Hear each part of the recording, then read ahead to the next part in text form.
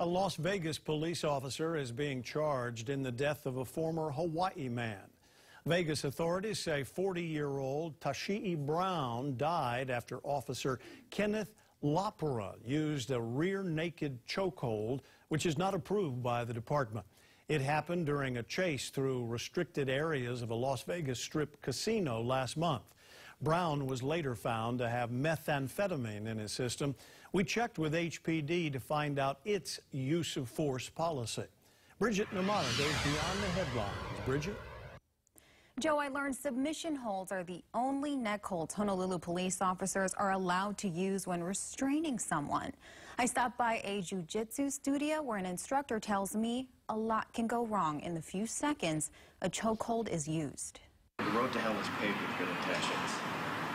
And so, even though you're just doing your job or whatever, you have to be really careful. Mitchell Johnson has been a jiu-jitsu instructor for 10 years. He tells me there are hundreds of chokehold methods. And then take a deep breath and squeeze.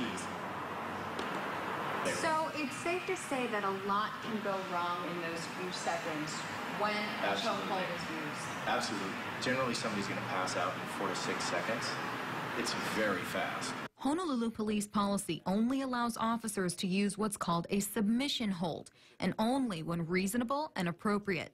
Officers are taught to not apply pressure to the throat or airways. The hold restricts oxygen to the brain and can't be held longer than 30 seconds. When there's no oxygen going to the brain, after a certain period of time, the body will start to convulse because it's so starved for oxygen.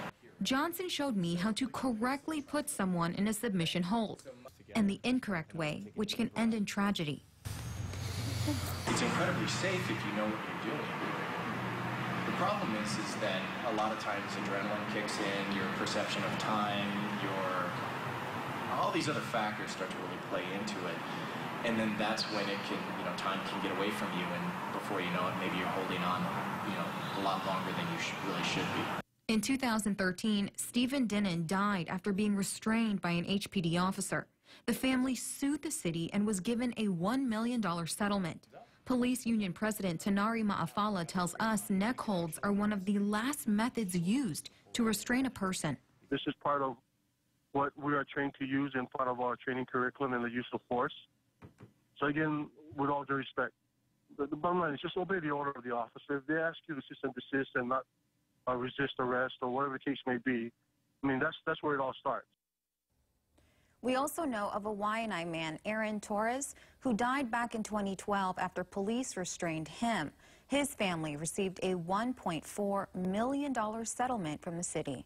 Bridget Namata, KHON 2 News.